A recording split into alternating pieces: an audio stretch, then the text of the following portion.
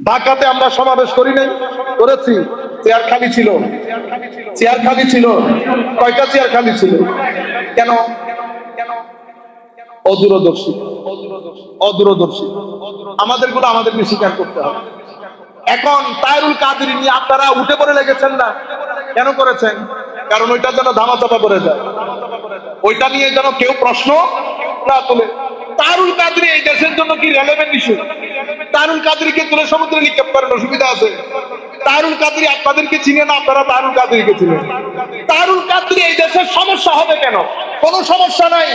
এখানে একটা ইনভেস্টমেন্ট হয়েছে, কারণ আহলুস সুন্নাহ ওয়াল জামাতের গ্রাউন্ড থেকে একটা আওয়াজ উঠেছে, যেই আওয়াজ ওই বাতুলতার ঘরের মধ্যে আগুন লাগিয়ে দিয়েছে।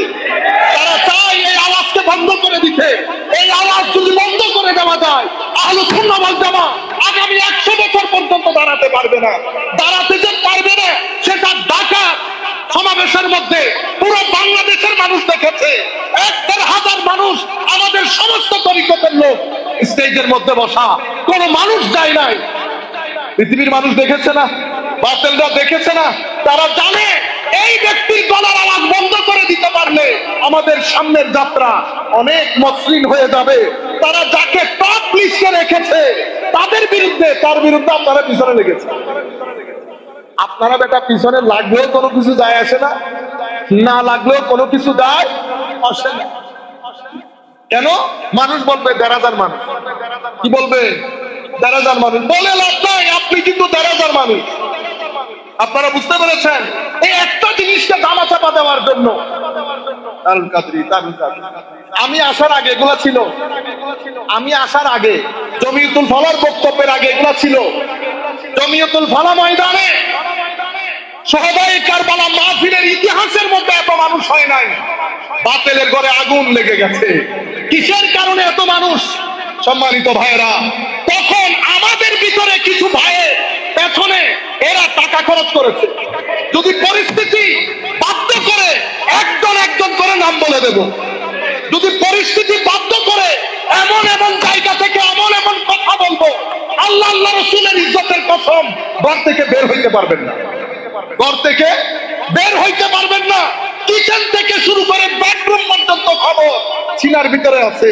শুধুমাত্র সুন্নিয়তে তরুণ প্রজন্ম ফ্রাস্ট্রেটেড হবে, ভুল বুঝবে, শিক্ষিত সমাজ সুন্নিয়ত বিমুখ হবে বিদায় চুপ করে থাকা, চুপ করে থাকাকে কখনো দুর্বলতা মনে করবে না। আপনি যে বাদ পড়ে গেছেন সেটা সমাবেশ প্রমাণ করে দিয়েছে। আপনি যে বাদ পড়ে গেছেন, হায়া লজ্জা থাকলে চুপ করে থাকার কথা ছিল। হায়া লজ্জা থাকলে ঘর থেকে বের হওয়া বন্ধ হয়ে যাওয়া উচিত ছিল। কিন্তু একটা জিনিসকে ধামাচাপা দেওয়ার জন্য এখন দেখলাম 3 টাকার সঙ্গীত শিল্পী, 3 টাকার সঙ্গীত শিল্পী তাকেও দিয়ে উস্কাই দিয়েছে। ইন্না লিল্লাহ।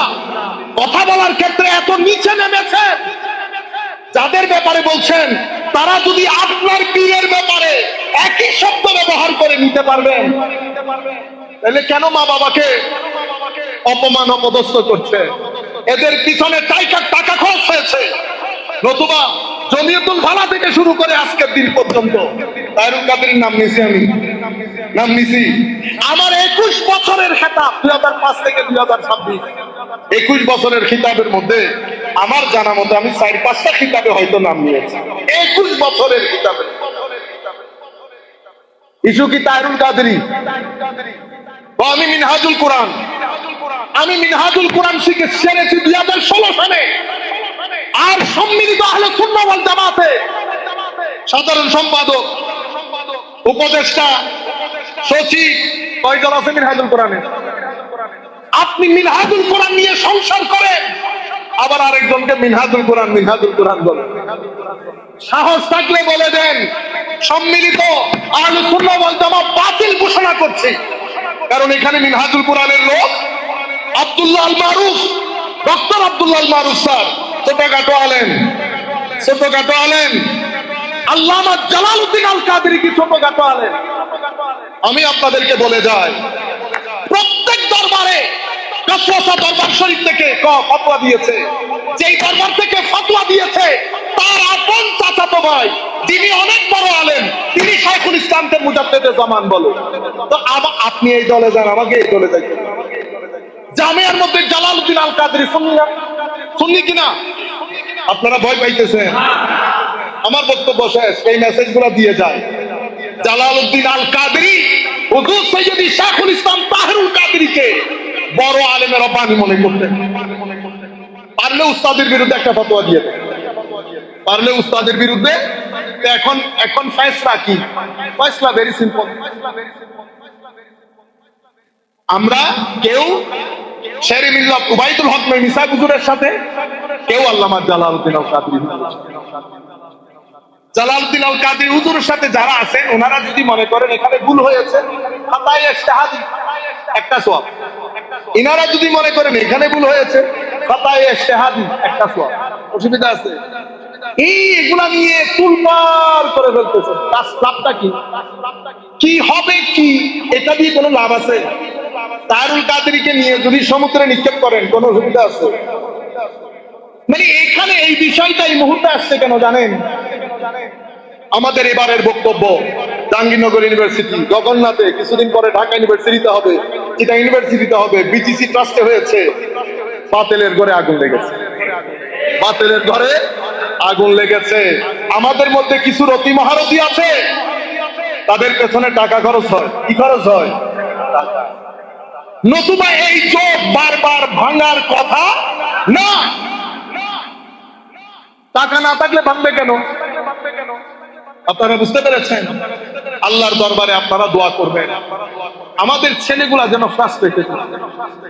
দুঃখ লাগে যারা কলেজ বিশ্ববিদ্যালয়ে পড়ে, তারা আমাদের থেকে বিমুখ হয়ে গেছে। সুতরাং এইগুলা বলে আর কি জবান? আপনারা কি মারামারি করতে চাইতেছেন? আপনি ব্যবহার করছেন, বেটা আমার ছেলে বলে গালি জানে না, এরা কি বাংলাদেশের বাইরের লোক? আরেক বাইল্লা মৌলবী বলে, ঢাকার মসজিদের মধ্যে বসে 3 টাকার মৌলবী, জবান দেখেন। আমাদের ছেলেগুলা কালকে যদি করে বলে ইন্না লিল্লাহি ওয়া ইন্না ইলাইহি, আমি প্রত্যেক রেসপেক্টিভ যারা দায়িত্বরত তাদেরকে বিনয়ের সাথে অনুরোধ করব, আপনারা হয়তো বুঝতে পারছেন না, সকালবেলা খতমে বুখারীতে যান, রাতের 10টার সময় ঘরে ফেরত আসেন খতমে বুখারী পড়ে। এই খতমে বুখারীর মধ্যে বাংলাদেশের তরুণ প্রজন্ম কোন রাস্তায় হাঁটছে আপনারা জানেনও, কারণ 11টার সময় খতমে বুখারী পড়ে ফেরত আসে। আপনি কেমনে জানবেন? এই 11টা থেকে খতমে বুখারী শুরু হয় ভাই, রাতের 10টা 11টা পর্যন্ত খতমে বুখারী করি। এরপরে ঘরে এসে আমি কেমনে জানবো বাংলাদেশে কি হয়? সবাই বসে খতমে বুখারী করি একসাথে। এতগুলো অরাজকতার মধ্যে এখানে কোন তরবিয়ত, আপনারা বুঝতে পেরেছেন? বাইরে কে কি করছে না করছে বাদ দেন, নতুন ভাবে কাজ শুরু করেন। এই প্রজন্ম কেন বিমুখ হচ্ছে এগুলো আমরা ফাইন্ড আউট করি। নতুবা আমার মতো লোক 100 জন চলে গেলে কি হবে? সুন্নিয়তের কোনো ক্ষতি হবে? আরে ভাই, ইমাম গাজালি চলে গেছে, সুন্নিয়তের ক্ষতি হয় নাই, আমি কোন পুকুরের মাছ? বুঝতে পেরেছেন? সুতরাং আপনারা সবাই মিলে ঐক্যবদ্ধ হয়ে, সামান্য মতের অমিলেটা থাকবে, ঐক্যবদ্ধ হয়ে অ্যাক্টিভ চিন্তা করেন, ছেলেগুলাকে কি করে আপনার ভিতরে রেখে দিবেন সেই চিন্তা করেন। আদব শিখুক, তরবিয়ত শিখুক, দ্বীন শিখুক। আপনারা ছেলেপুলে যারা আছেন তাদেরকে বলবো, বেটা অতিরিক্ত ফেসবুক, এই স্ক্রিন এগুলা ব্যবহার না করে বইপত্র পড়েন, বইপত্র পড়েন, শিখেন, মানুষকে শিক্ষা দান। আল্লাহ রাব্বুল আলামিন আমাদের হামিয়া নাসির হোক।